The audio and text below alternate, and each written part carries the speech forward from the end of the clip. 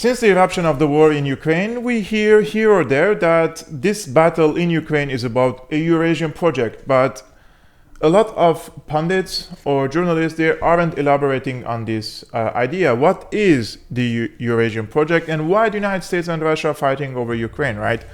So for full transparency, I was watching a lecture of Dr. Jamal Wakim, who is a professor of international relations at the Lebanese University, and he was giving a lecture on a Lebanese media outlet about the geopolitics of Ukraine war. So the content of this episode is taken from this lecture. I have listened to the entire lecture and I made my summary and my notes so that I can also present to you what I have learned from this lecture, because in my opinion this is very important for us to understand the core of the issue in Ukraine. Because nowadays, if you go to any Western mainstream media outlets and even on the Russian mainstream media outlets, right, they always try to simplify this conflict between bad and good, evil and angels, white and black, and etc. However, the core of the issue is in this Eurasian project that I will try to elaborate on today in this video. So I hope we can learn something together in this video. So the Eurasian project as a concept has been elaborated firstly by the United Kingdom, by the Brits.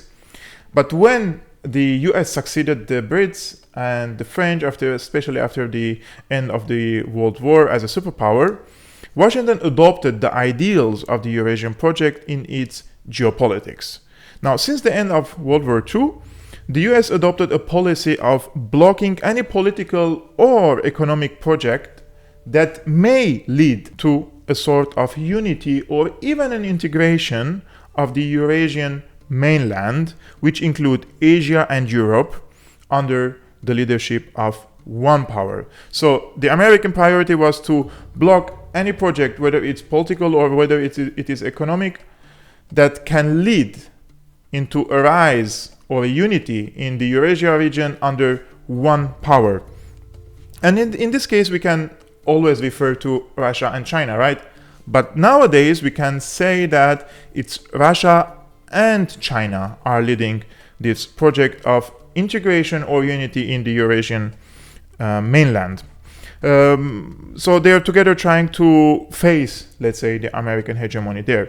Because for the Americans' mindset and in their geopolitical, what their geopolitical theorists have adopted or what they have written, if in this Eurasian mainland there was an integration between these countries and a unity among these countries, and under leadership, let's say, China or Russia or both, this will isolate Great Britain first, and afterwards the United States from their eastern hemispheres. This was written or been stated or been elaborated by the American geopolitical theorist Nicholas Spickman. He was the first who spoke about this, and they were the decision makers in the United States and Great Britain. They have adopted his view. Now, in order for us also to understand where did this idea or theory has come from, we have to also go back a little bit in history, and let's remember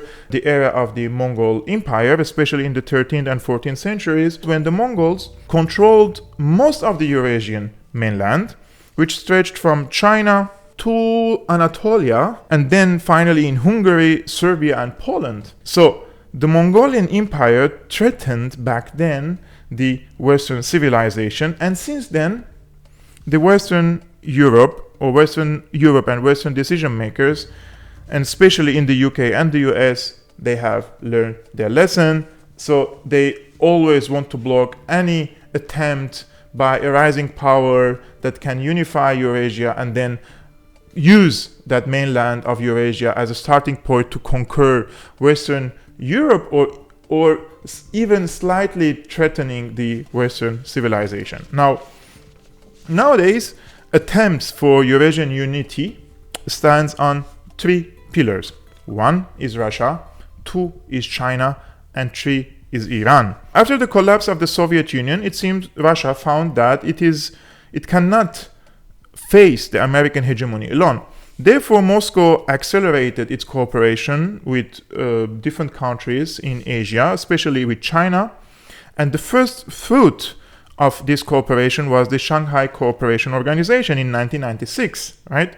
And this Shanghai Cooperation Organization covered approximately 60% of Eurasia.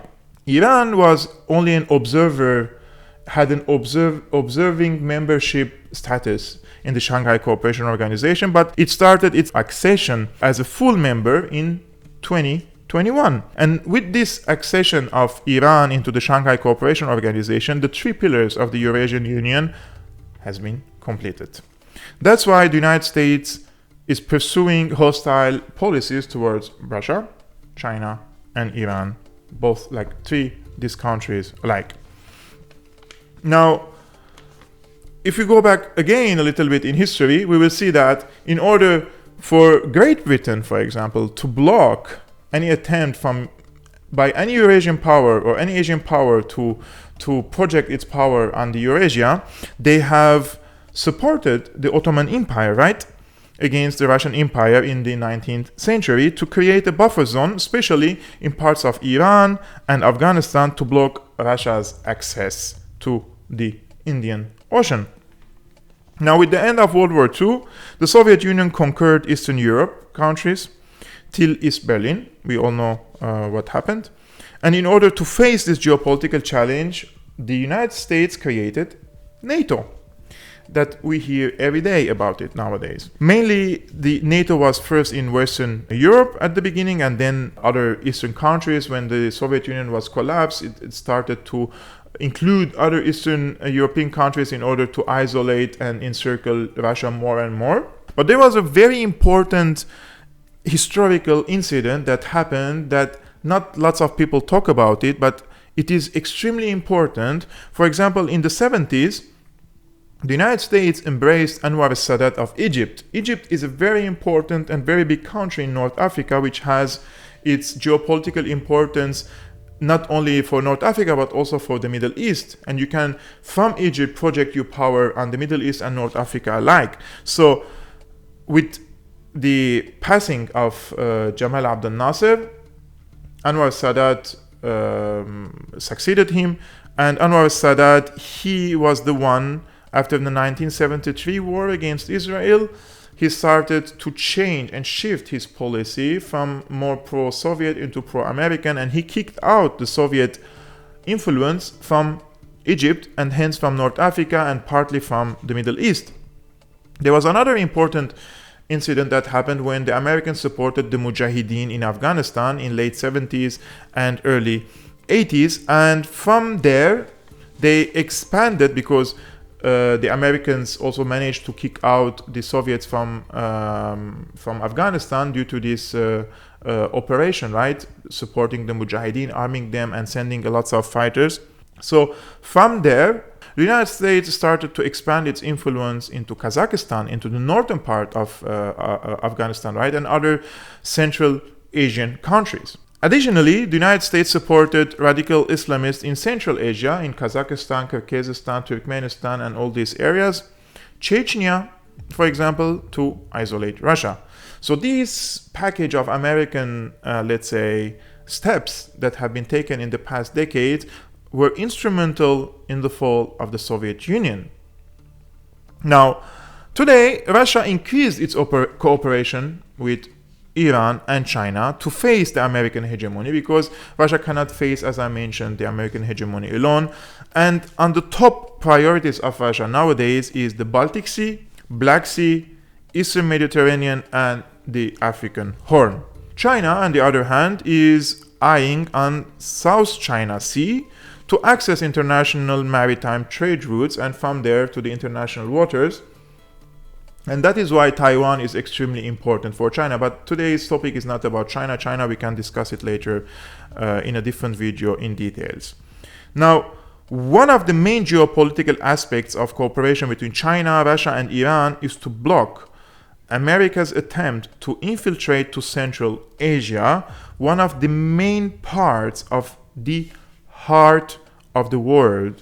If we want to talk about a little bit about Ukraine, for the American decision makers, is one of the bridges that include Germany, France, Poland, and these three countries, they consider them like a bridge. this bridge gives the Americans an access to the heart of the world. On the other hand, Russia without Ukraine, as we have mentioned on this channel before, it becomes an Asian power. It loses its Eurasian character, according to Brzezinski. So there is now this different foreign policy approach in the United States between the Democrats and the Republicans. For Trump, he wanted to cooperate with Russia and share influence over Europe, as it happened during World War II between Stalin and Roosevelt. But for the Democrats and for President Biden, Biden believes in a confrontation with Russia in order to isolate it and jump to the heart of the world through Ukraine. That is why for Russia, Ukraine joining NATO was a red line, because it will be a starting base for the Americans to project their power into the heart of the world, especially in Kazakhstan. In addition, there is another very important point that we do not discuss a lot, which is the scenario of the Balkanization of Russia. So when the Americans, let's say, have a foothold in Ukraine and they can project their power into Russia or the heart of the world, they can also destabilize Russia. And they can urge the minorities to have conflict, as they did a lot in the Middle East and in other places, for example, in Xinjiang nowadays.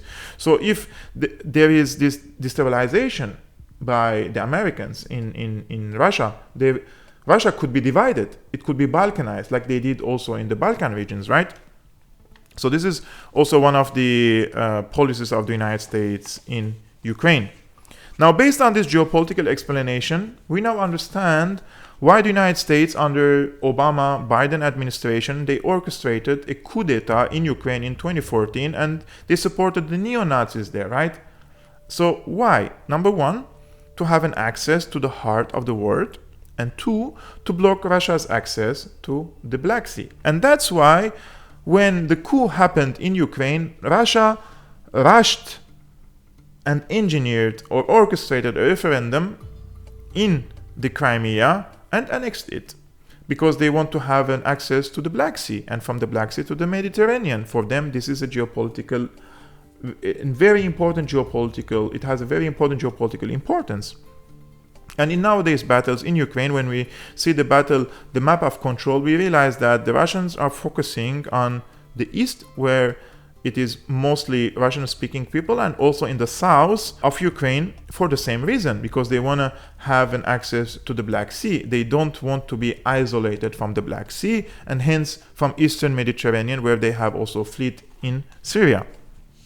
Now, when we come back in, let's say, after a decade or two to study the Ukraine war, I mean, in 20 years or 30 years, we will realize that this war was a watershed between a unipolar and multipolar worlds. The main powers after this Ukraine war in a multipolar international system will be the United States, for sure, Russia, China, maybe India, although the United States is trying to push India against China, South Africa trying to have a more role, let's say an increased role in Central Africa, and also Brazil and maybe Argentina. Now, you may ask, who is the biggest loser of this war? The biggest loser, unfortunately, would be Europe. Now, the Democrats in the United States have partially failed so far, because the war is still going on, to transform Ukraine into a NATO base. But the Ukrainian war created a big rift that cannot be fixed in few years between Russia and Europe. And it has led to increase of oil and gas prices that Russia and Iran will benefit from. But do you know who will also benefit from the increasing prices of the oil? It's the United States. Because the American oil companies benefit from, the American oil companies, they're extracting oil from the shale oil, right? And the costs of extracting shale oil is way higher than extracting a normal oil or liquid gas. Therefore, when the prices of the normal liquid gas or the oil is increasing and skyrocketing, and it becomes like almost the same like extracting a shale oil, then the Americans will find also for themselves new markets in the world, right, to sell their shale oil. Now, Europe here, they started to buy partially oil and gas from the United States against their own interests, because for them the best option was the Nord Stream 2. It was very cheap and it was very clean gas for them. And maybe they are going to Qatar, although Qatar has already sold 90% of its gas on a long-term investment with other countries, so they have only very small percentage of their gas or oil left.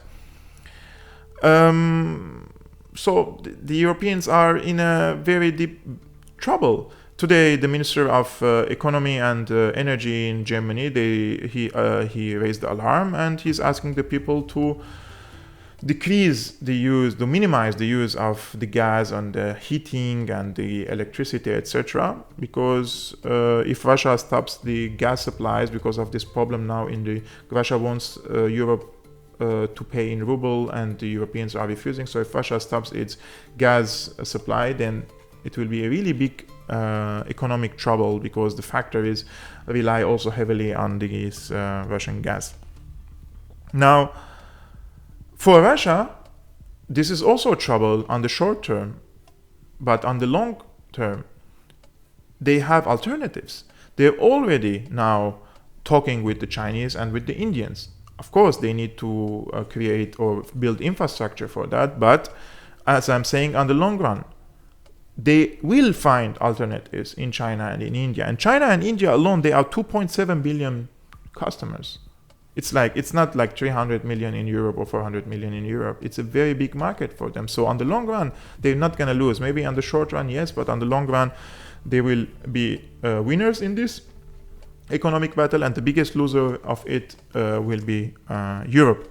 So from this point emerges, in my opinion, a new world order, where Europe has no independent role at all, but rather slips under heavy influence of the United States and big rift with Russia, which will have a better status on international relations and good relations with China, good relations with Iran, and good relations with India and other emerging powers, South Africa, Brazil, Argentina, etc.